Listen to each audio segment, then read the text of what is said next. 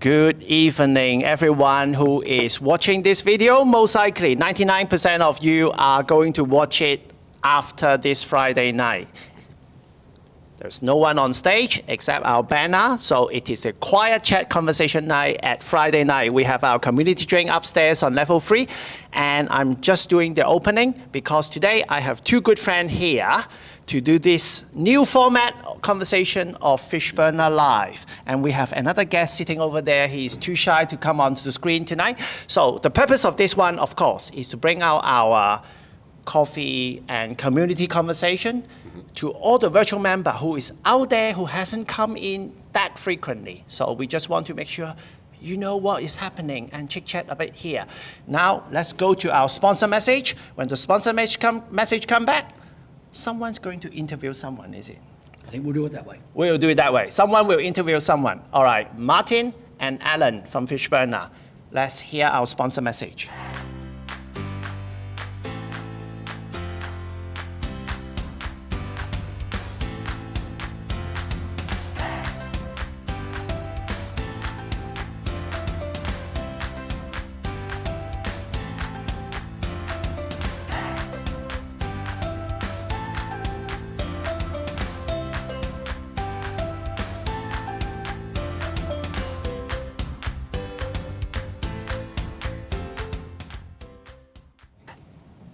So hi there, I'm Martin Collings, the founder of Charity, a recycling technology company, and I'm here tonight with Alan Jones, the CEO of Fishburners. Welcome, Alan. Thank you, mate. Thank you, Martin, and hello, viewers at home. We made this worthwhile on a Friday night for you. So I was just upstairs at the community drinks, as Man was mentioning early on, and I don't think I've even met Alan before, or maybe only briefly, and we started a conversation, and Man Lee said, why don't you come downstairs and do it on the YouTube Fishburners Live. So I think we're going to continue our conversation we started upstairs, Alan, and maybe we'll rehash a few things we've already talked about. Happy to do that. Let's kick it off with a bit about you and your role here at Fishburners and how that came about. Yeah, enough about you, let's talk about me. So I'm interim CEO of Fishburners, but I've been involved with the Fishburners community pretty much since inception, in that I remember the days on Harris Street when there was no sign on the building outside, and the front door was pretty dodgy, and you pretty much had to text or call somebody inside to come and let you in. So those were the very humble beginnings. There were damp smells in corners of the space, and there were times when there was nobody there, and times when the place was over full.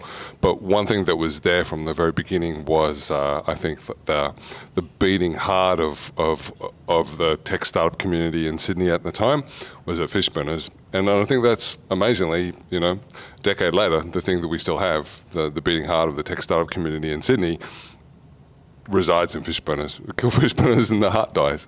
I mean, it relates to the story I was telling you upstairs about how I was a member of Fishburners and I left for a while, but I missed that vibe and I suppose especially the sense of community and the camaraderie between other companies trying to solve big problems, and recently rejoined, and really glad to be back and amongst some like-minded individuals.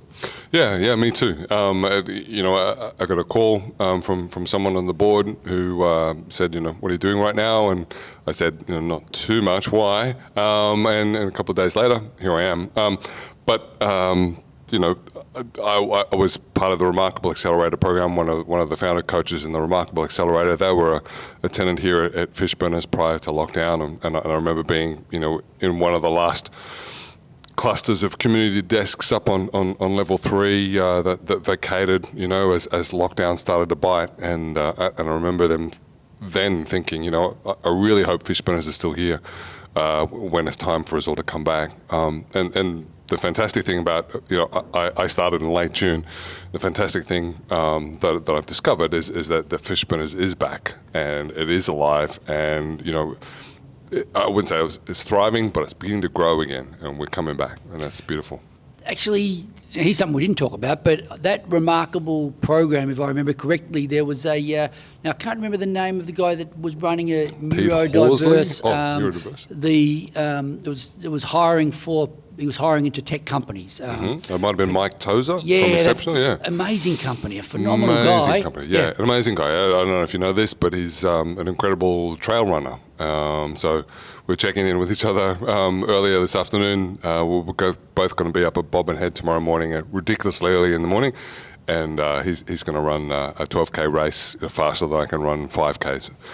I didn't know that at all. I haven't seen him for a while, but yeah, I was quite impressed with the stuff that he was doing and that and the way that company was growing. So, in terms of the Remarkables program, any other real success stories out of it, or interesting companies you've seen, or things like that? There's another ex-Remarkable alumni still here at Fishburners today, and that's Ability Made. I don't know if you've seen them on level 3, but that's a startup that has a really unique technology solution for kids that need a prosthetic limb. So, most cases, most parts of the world, a prosthetic limb for a kid is taken off the shelf. So there's a default product, and you can make a little bit of customization to it to make it appropriate for the kid who needs it. But for the most part, it's kind of making the kid fit the prosthetic almost as much as it is making the prosthetic fit the kid. Ability Made has an awesome rig that's a friendly, non-scary place for a kid to be. That takes a 3D imagery scan of a kid's limb and then designs a custom prosthetic and manufactures it at a price which is competitive with an off-the-shelf product. I have met those guys. Actually, I do know who you're talking about now. I just didn't put the name together. But a funny thing with this whole YouTube sort of broadcasting thing. I never know whether we should be talking to each other or talking to the camera, to the viewers at home. So I was maybe, I don't know. Do we do it? So if you're watching, please don't think we're ignoring you. But it's just so engaged in the conversation that we're sort of looking at each other and not looking at the camera. So I'm sure we'll get this right eventually. But if just give us a bit of time until we get the format quite right. So yeah, but that was an interesting story. And your backstory was interesting when we were talking before about we were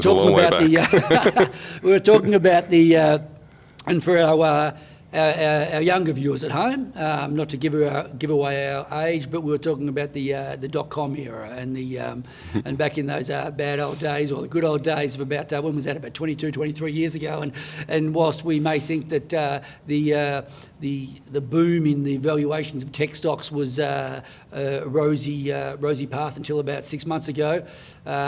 Those days back in probably late 1999 were something we will never see again. What were you doing at the time? Well, I was a tech startup founder before Wi-Fi, before smartphones. Certainly before crypto and NFTs, and I was a startup founder before pay-per-click ads.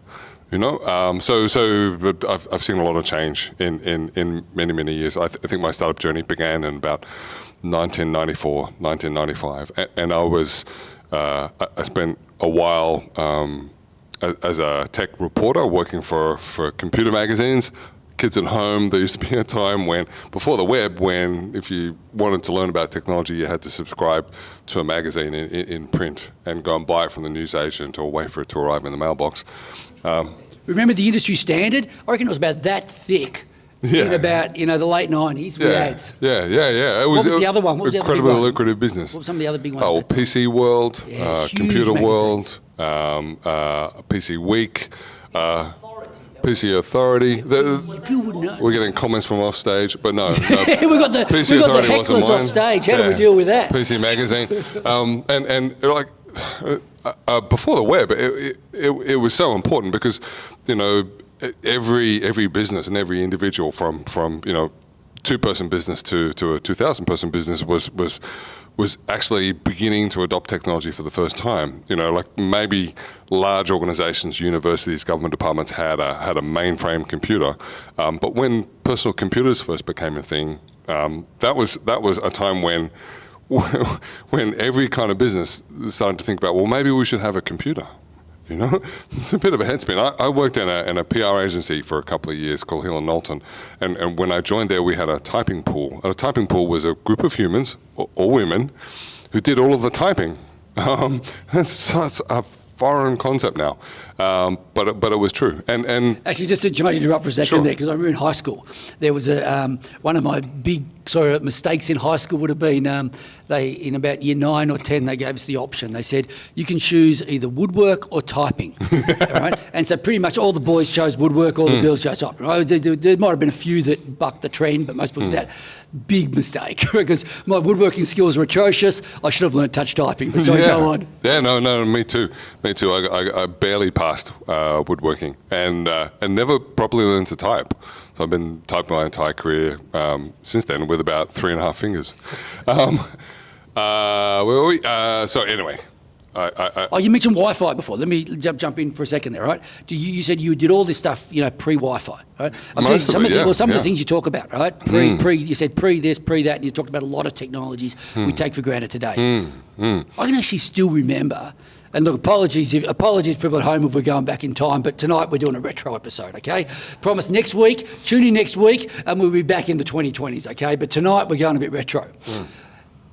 I still remember the first time I actually was in a room with someone using Wi-Fi, and I remember he turned on his computer, and I'd always had like a Cat5 cable or something plugged in and whatever, and I just was like, how do you connect the internet? How does this thing, where's the cord? I can't see the cable. Yeah. And I can still remember it. But I mean, can you think back to some of those days, the aha moments? Absolutely. And sometimes when I talk about the history of Fishburners, I involve the advent of Wi-Fi as part of the story, because you couldn't do a place like Fishburners without Wi-Fi.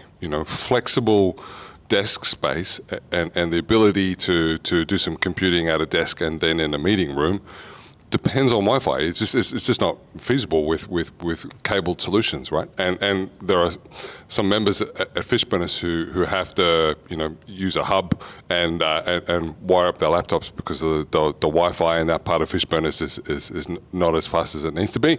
I'm working on finding solutions to all of that with the awesome Ben, who's also been working on that. I'm confident we're going to get there while I'm interim CEO. But anyway, prior to Wi-Fi, you couldn't do a co-working space because it would just be a mess of cables, and it wouldn't be safe to get up from your desk and walk around because you'd just be navigating through a spaghetti of cables. And if you wanted to go and work in a different meeting room, you would have to, first of all, people didn't have laptops typically. Laptops were pretty rare and expensive devices back then. You might pay $8,000 or $10,000 for a laptop that had a battery life of about an hour and a half. And it had very little storage space on it and a really low res, really low contrast screen. So laptop technology came along in leaps and bounds, sort of roundabout sort of 97 through 99, but really the big change was the widespread availability of Wi-Fi. And we saw that first in Silicon Valley. Like I remember going over to Silicon Valley in late 90s and being blown away by how I could just, in most cafes, flip open my laptop and get access to free Wi-Fi. I might have to register, but I could use it. Here in Australia, Wi-Fi was technically possible, but the cost of providing internet access was really, really high. So you could put a Wi-Fi terminal in, but why would you? Because it would send you broke as a coffee shop if you did.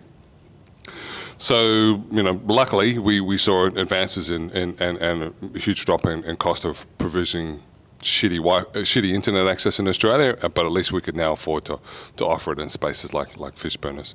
I believe that the Wi-Fi password for the Fishburners Wi-Fi network hasn't changed since Wi-Fi was invented. Funny you mentioned that because I had my membership lapse, and when I rejoined my computer, boom, straight back on. It was beautiful. Yeah. Fishburners is one of the few places in Australia that offers co-working desks that never requires you to log in with a unique ID and a password. And I think probably at any time, on any day, there's probably about half the devices connected to our Wi-Fi are actually belonging to Fishburners members. But we'll fix that.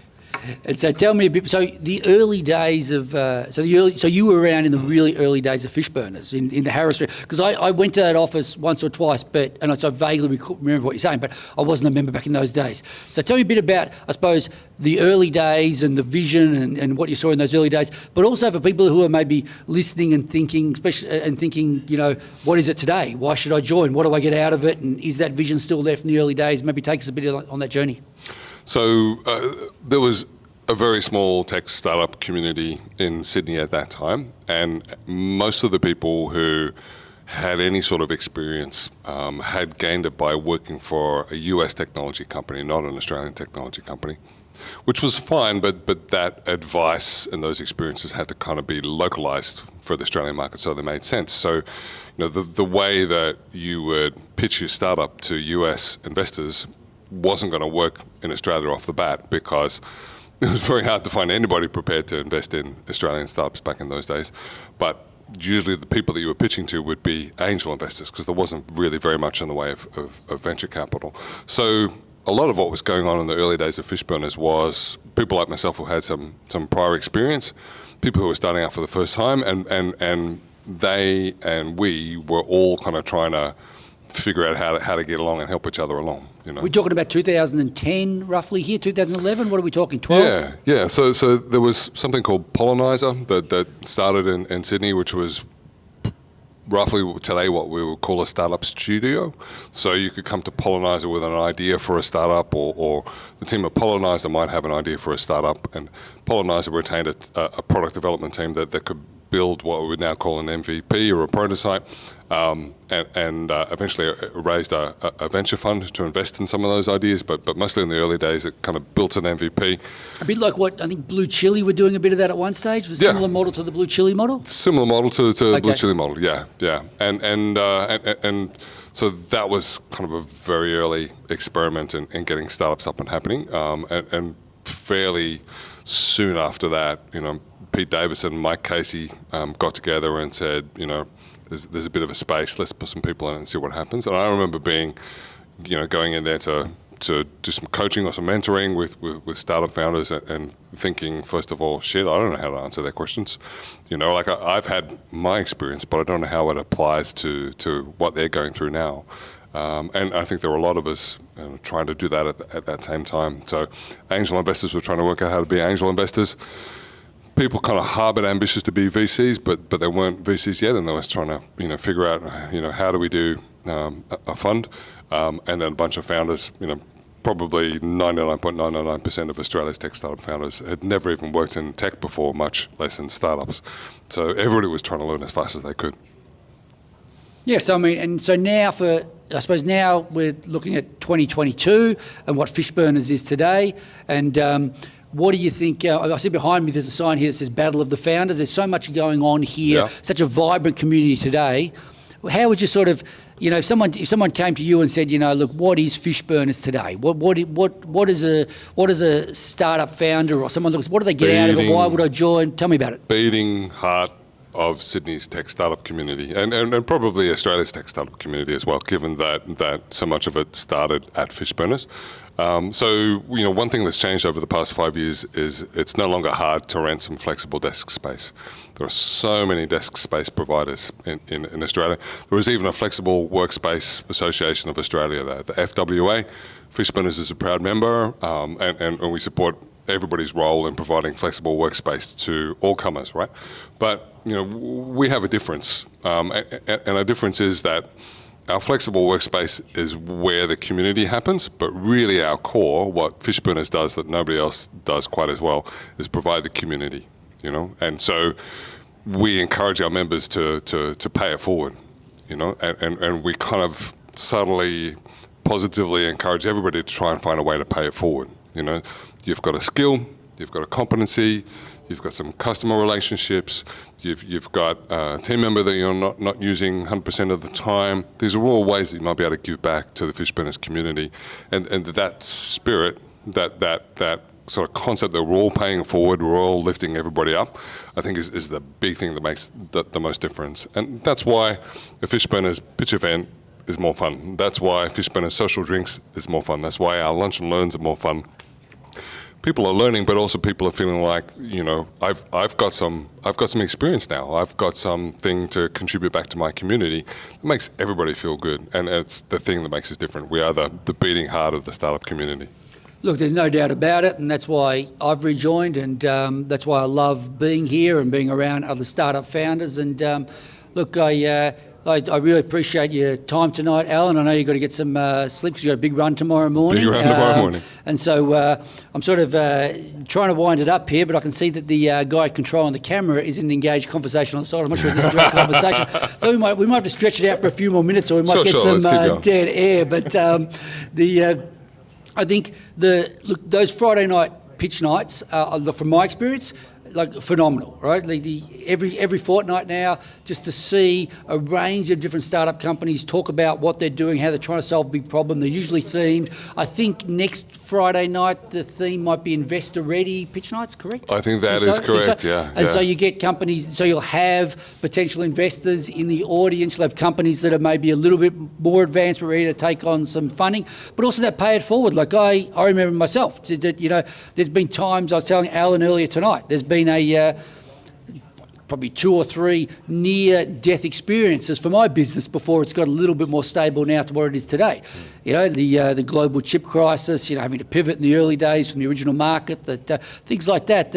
But now seeing other founders come in, like really interesting conversations about what, people trying to solve such a wide range of problems, and it's incredible to see. Yeah. We had a student group come through of about 60 university students from Busan University in South Korea earlier today, and they were asking, so the tech startup industry in South Korea is bigger than our own. It suffers from many of the same problems that we have, but it's huge. And one of the students asked, so what industry vertical does Fishburners focus on? Are you fintech? Are you environmental? Are you agriculture? And they were all quite surprised by the fact that we don't have an industry vertical specialisation, and that's, I think, a strength about the Australian tech startup community. As people, we aren't at the scale yet where people go, I'm going to go and work for a fintech startup and spend the rest of my startup career in fintech or carbon or healthcare. We're still a nation of Swiss Army knives when some of the rest of the world are all, specialist tools.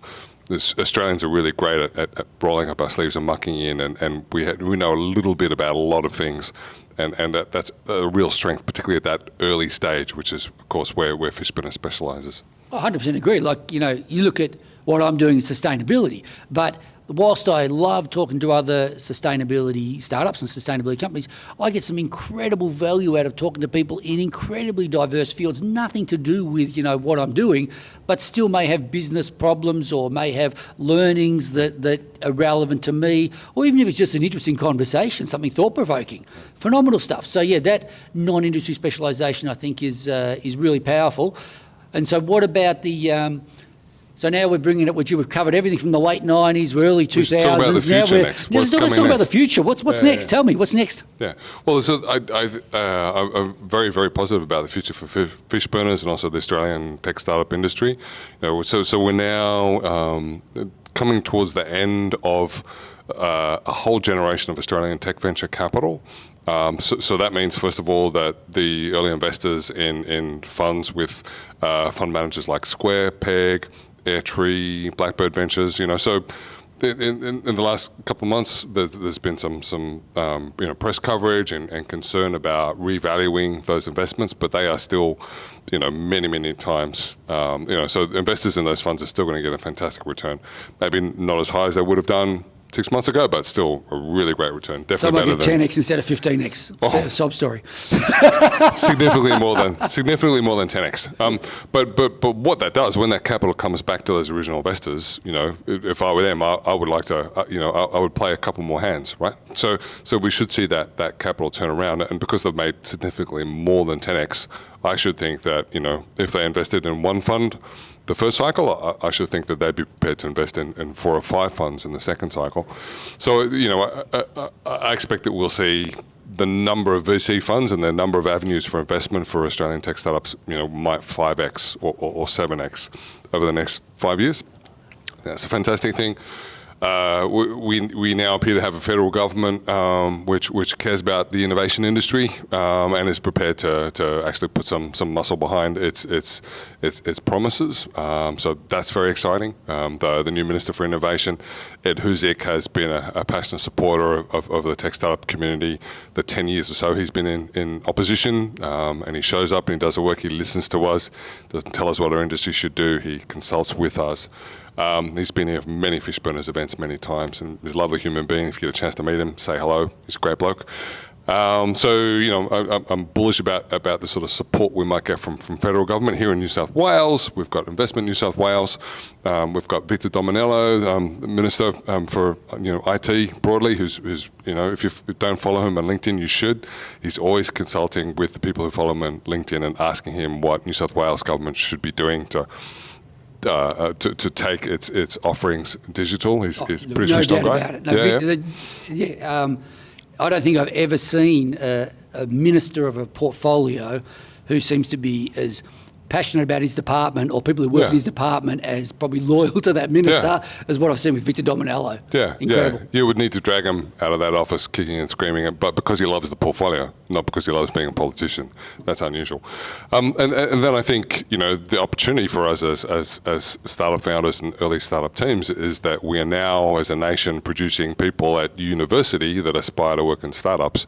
And you know, you have teenage kids, I have a young adult son, and they are reading about, you know, the success stories from Australian startups, about the Mel Perkinses and the Mike Cannon-Brookses in the media that they follow, and they're starting to think about, well, maybe rugby league player or Westpac banker, you know, aren't the only two career options for me. You know, maybe medicine, law, banking and working for Qantas aren't the only options available to me. Maybe I could have a very fulfilling career as a tech startup founder, and that means hopefully less heavy lifting for us trying to persuade smart young people to come and work in our industry. I'm hoping that they now are interested in working in our industry, and it's a bit of a lower barrier to entry. Look, and there's no doubt that, you know, since 2012 onwards, that venture capital scene in Australia has really put a lot of money behind tech. And as you mentioned, the returns have been phenomenal up to this point for, you know, many of those investors, and also the founders that have made exits. And so then they start to look back at, you know, coming, you know, where they can get back into contribute back in. And so that then, you know, rolls out, I suppose, opens the door for new tech founders to come out. So look, I think the ecosystem, absolutely, ecosystem building, and places like Fishburners are doing a phenomenal job at just, you know, creating that ecosystem to give people a bit of support to make that jump, maybe out of corporate to try and take the big risks. That's awesome. We could always be doing better, and when I look around Fishburners, you know, everything that I see is things that I want to improve. So I'm looking forward to continuing on with Fishburners for you know, the remainder of this year, and I'm hoping I'll leave a stronger organisation behind that serves its members, that pays forward. Look, on that point, everybody can think of things they want to improve, but if you're not going to put up your hand and say, hey, I'm going to help be part of the solution, well, you know, that's the sort of people we need. And so it's great to have you on board. It's great to have so many founders around who are amazing. And look, thanks everyone for listening to and viewing tonight. It's been for me personally, it's been a really interesting discussion with Alan Jones here at Fishburners. And I hope the people listening have got something out of it. So thanks a lot for your time tonight. Have a good weekend. Thanks, mate. Okay, bye.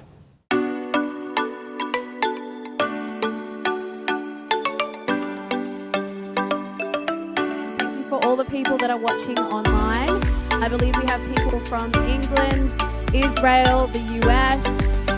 Okay, my name's Alex. I'm the founder of Interim. First-hand dramatic impact of climate change.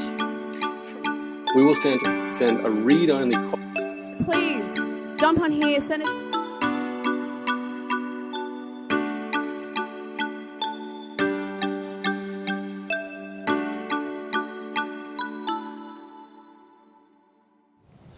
Welcome back. And the reason why I have these two lovely gentlemen here next to us is that because they are typical Fishburner member and communities. And of course, Alan is our CEO. For everyone who is in corporate world, this is a live example of a person who can move from corporate into become an angel investor, become a godfather in startup technology sector, and now contributing so much back to the community. Thank you, Alan, for that. Thank you, man. And this guy was in a large corporate world doing innovation, running innovation project in corporate disruption, whatever, and come up with the term FinTech. Now, if you're interested in FinTech, you start thinking about FinTech, and you should follow the link in the description below to find out what Cherapy and Martin has been doing. Yes. And for everyone out there, and if you're in Victoria, South Australia, Perth, Queensland, everyone, we're lovely to see you that discover this video. And Fishburner want to help you as much as we could, that we could do from Sydney and help everyone across Australia. And I think time's up for tonight, and thank you. Sorry, Battle of the Founder, banner behind us. If you watch it before Sunday, deadline is Monday to submit your application for Battle of Founder, $50,000 worth of crowdfunding platform services available for you to win. And if you watch it after Monday, you already missed out the boat, but keep an eye on Battle of the Founders for next year on market, as well as on market and Fishburner joint program in 2023. So, good night. Have a good weekend. See ya. Oop, which button I should press? This one.